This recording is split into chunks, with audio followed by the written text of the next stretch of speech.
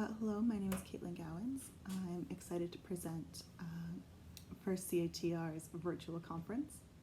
The title of my paper is The Administration of Identity and the Post-Human Alternative in Vivienne Franzmann's Bodies, and the PDF can also be found to read. Playwrights are in the business of creating characters, the vast majority of which I'm sure can be agreed upon are human. And therefore, playwrights think as critically as any philosopher on what it is to be human and what it is to create a human identity. Lines from plays have famously been cited as categorical examples of what it is to be in the human condition, belying a reliance on science fiction and performance to tell us something about our own experience. Pithily, I will invoke Shakespeare's oversighted All the World's a Stage, which tells us that human identity is a performance of oneself. We look to plays to tell us who we are, and they tell us that we build our own identities as if we were writing ourselves. Charles Taylor, not a playwright but a philosopher who has written extensively about selfhood, says about defining oneself that to know who one is to know where one stands and to know where one speaks from. For Taylor, the self is not something which is innate in any individual, but an identity that is cultivated depending on myriad social, political, and other miscellaneous associations. For instance, when called upon to identify oneself, one might start with their name, where they live, what they do for a living, and what they do for fun. This way of thinking about the self is all too familiar to anyone who's been called upon to write a short biography and experience the sensation of summing up their identity in a few short sentences related to their education and employment. Taylor points out that we often think of ourselves in terms of these considerations and use them to report on and think about our identities. Therefore, one does not know who one is without reference to this network of associations which makes up the ground upon which one stands, the ground upon which one places their body. This, of course, supposes that one is able to speak from any given place at all.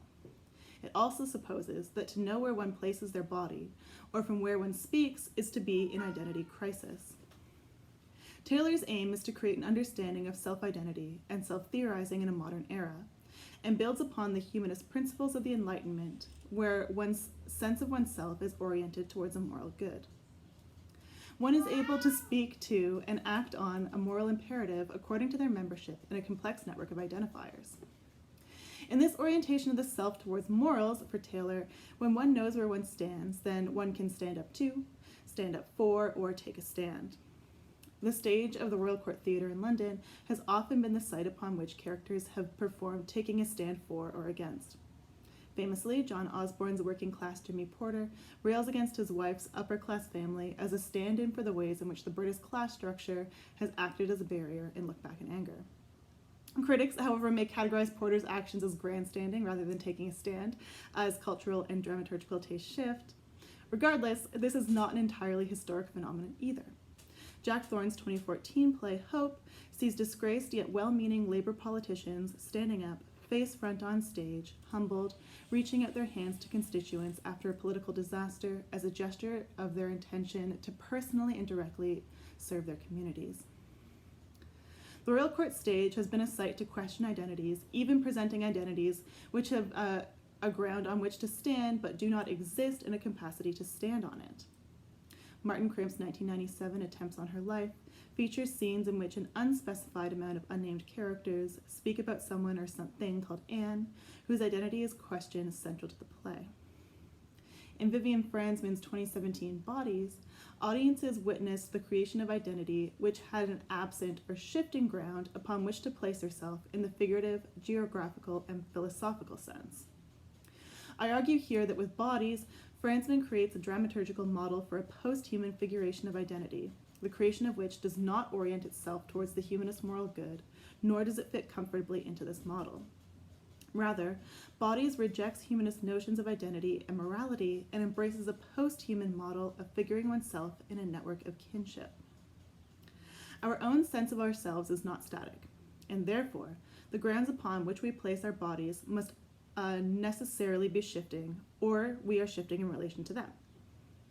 Shift too far or too rapidly in Taylor's model and risk throwing one's identity into critical uncertainty, but with the understanding that one will soon find one's footing.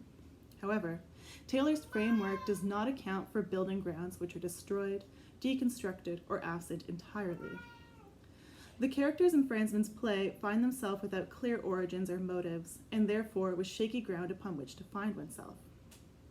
Body centers its narrative on Clem and Josh, a UK couple on their journey through international birth surrogacy and the emotional, sociopolitical, and financial facets of this transaction.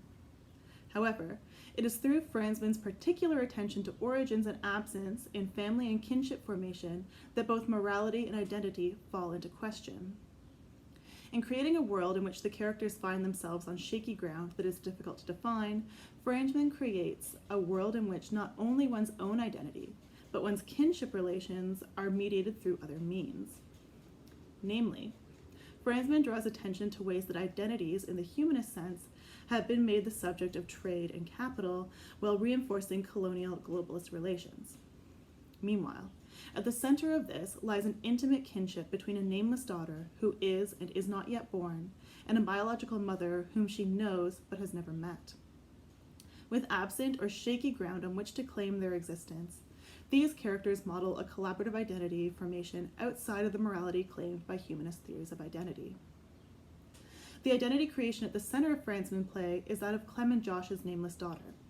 Unborn throughout the play, aside from the final tableau, the daughter appears in scenes with Clem in a liminal state between banal present and hopeful possible futures. The play opens with Clem offering her daughter a healthy homemade snack and playfully teasing her for eating crisps despite her disavowal of trans fats. Readers of the play will question the ontological status of the daughter in this intimate mother-daughter scene, given that the mother, Clem, is named while the daughter is not. Viewers of the play will experience this interruption when Clem asks, quote, "What school do you go to?" only shortly after declaring that, quote, "I know you. I know you from the tips of your fingers to the ends of your hair to your weird little toe," end quote. This contradiction shifts the grounds of this conversation from a shared present of two characters who are intimately related and creates a new ground which exists as a potential future. Here, Clem imagines a possible future with a daughter, with the daughter, who she does not yet fully know, despite her avowal, because she is in the active process of creating her both biologically and imaginatively. We learn in the following scene that Clem is unable to bear children and has experienced suicidal ideation in the past because of this fact. And thus, we can read this scene as Clem's aspirational future, which she must build as she goes. The daughter appears to have some agency in creating an image of herself, even if she is a figure imagined by Clem. She gives answers to questions about herself and makes the proclamation enigmatic to Clem herself that she, quote, thinks she might be a crow. Here, the daughter participates in figuring herself, it appears, in collaboration with Clem, by surprising or confusing even Clem with the things that she says about herself. A sincere statement that she is a crow elicits a dissonant response from Clem that she just hopes her daughter will not get a tattoo. Despite her performance of herself and her avowals of the place in which she exists, which confused Clem construes as teenagehood, the character of the daughter in this play does not achieve the same ontological status as the character of her parents. Even in this scene, when the daughter says things about herself that are surprising to Clem, the daughter's function is ultimately to soothe Clem by her presence and her existence, though imaginary, alone. The last question that Clem asks of the daughter is, "Are you here?" The daughter replies yes, and that everything will be okay now. The daughter's physical presence on stage then stands in for a metaphorical or imaginary presence created by Clem. Therefore, the onstage body that represents the character of the daughter is not a site of self-actualization in Charles Taylor's sense, but a site of the actualization of a familiar other for Clem. The daughter's body is called upon to do this multiply. In a later scene, the stage direction calls for different ages of the same daughter to run in, filling the room with noise and laughter. The last daughter in the space is the older one, 16 years. Crucially, the daughter is the only character in the play who is represented by several bodies.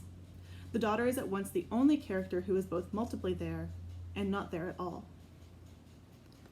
In the audience's first introduction of the characters, the daughter is created by Clem, if not biologically, then at least ontologically in this world.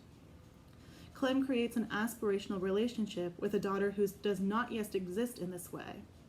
The daughter's only recourse for self-creation is in collaboration with Clem by answering questions about herself.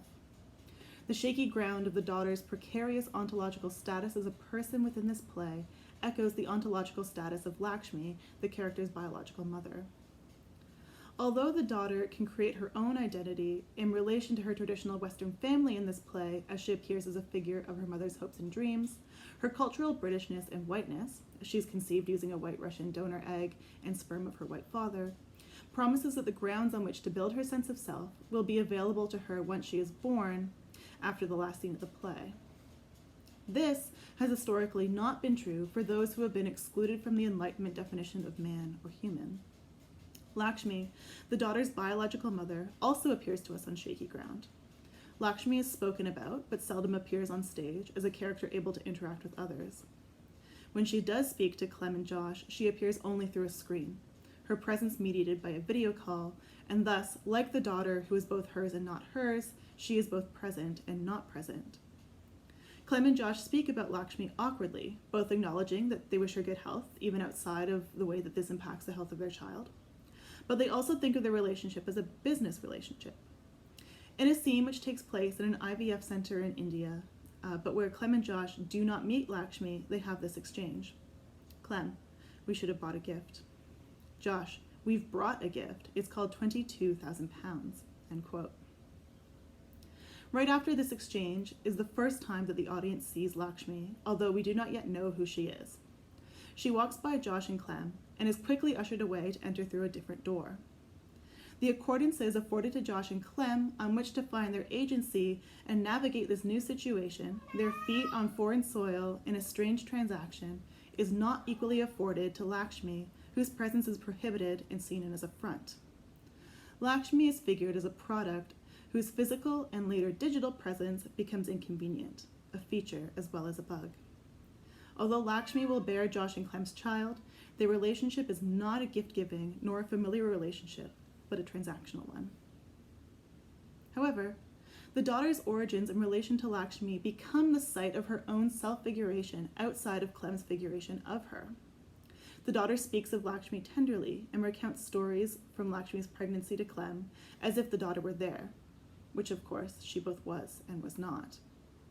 Here, the two characters whose presence is mediated through dreams or through screens share a kinship unique within the world of the play, in which they know each other intimately without having spoken or met in a traditional sense.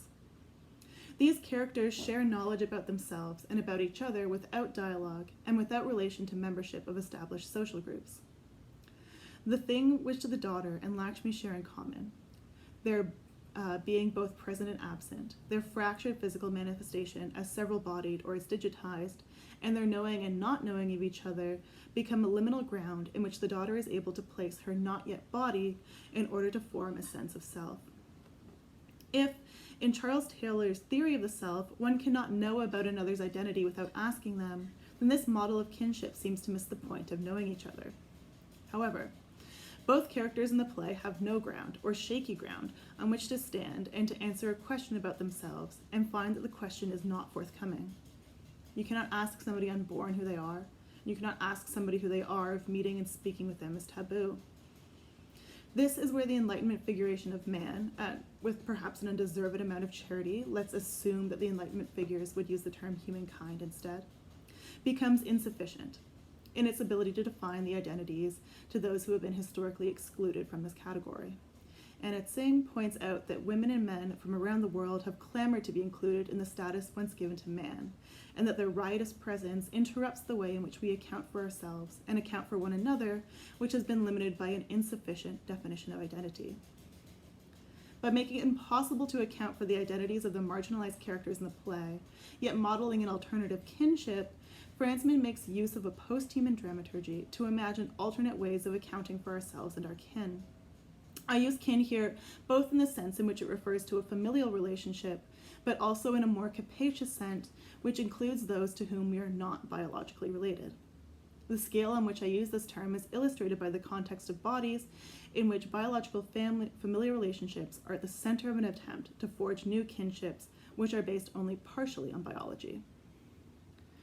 Having been excluded from the stable ground on which to be a self in the Western humanist sense, both in the world of the play and in their absented physical representation on stage, Lakshmi and the daughter's kinship demonstrates a way of animating identities that defy and go beyond traditions of being and knowing, of which they have become imbricated.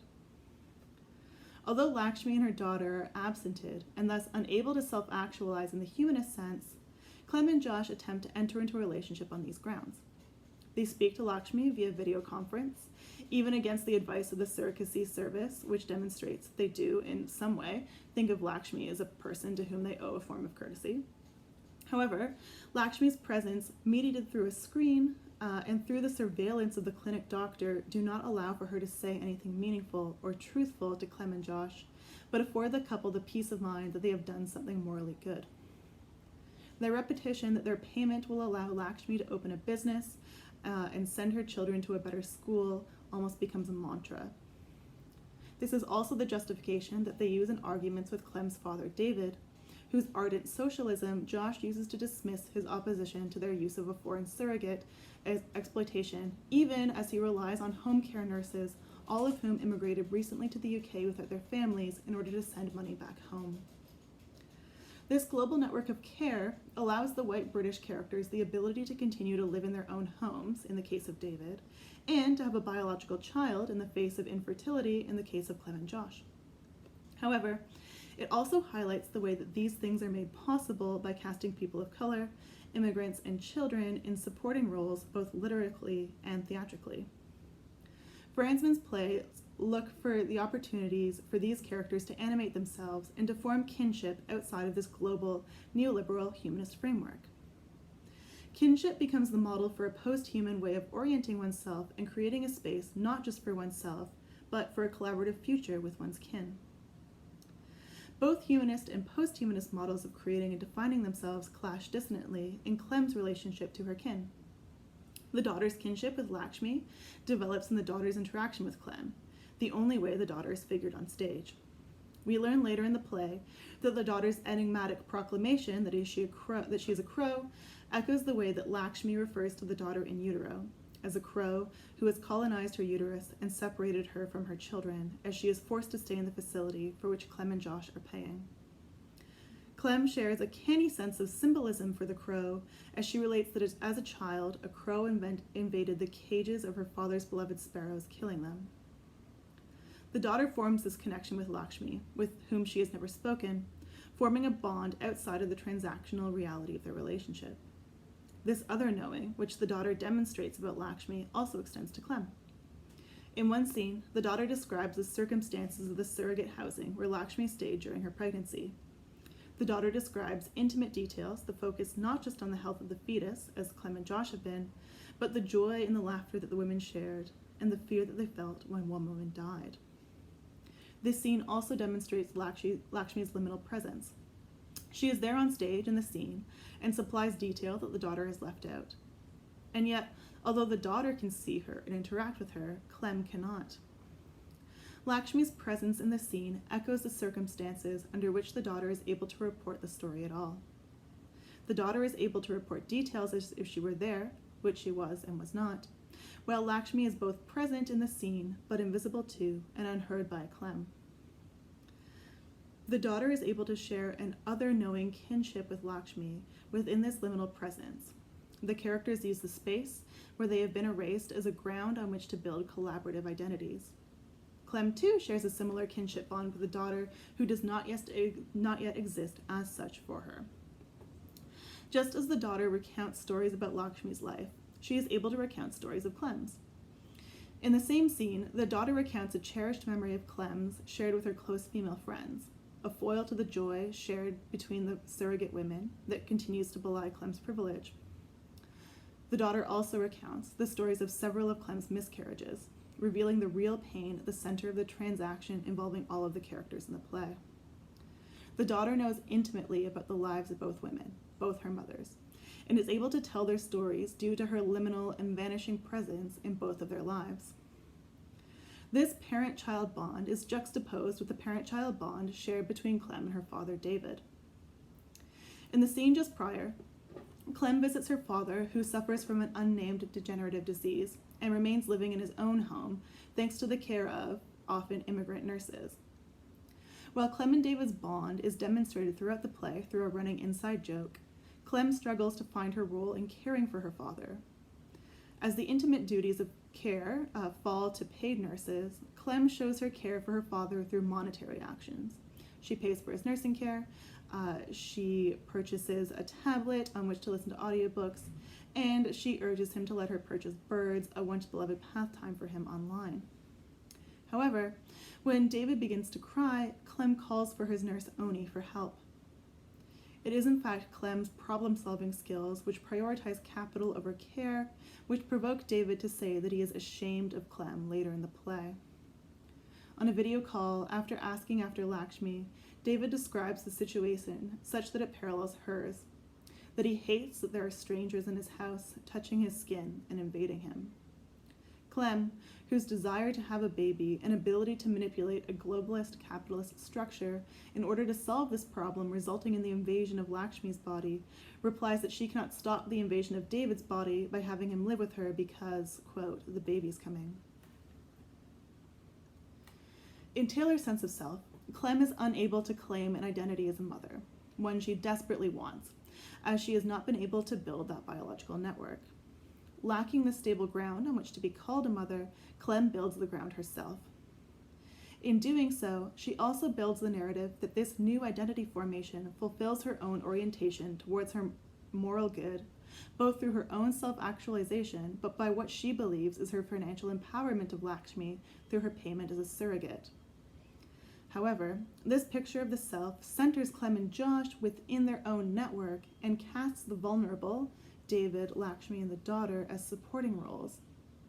Franzmann here demonstrates the humanist sense of self oriented towards the moral good is built such that it is afforded to those with privilege and leaves out women of color, especially those living in poverty and ill or disabled people. What's more, this actualizing centering of the humanist self is made possible through the ability to manipulate capital. However, Franzmann also models a post-human alternative to this self-creation. Through a narrative centered on the literal biological creation of a self and the administration therein, the daughter and Lakshmi are able to be present in their vanishing presence by forming kinship relations. This collaborative model allows for both characters to find a ground on which to build a network with a shifting center, which is intimate rather than administrative. Thank you.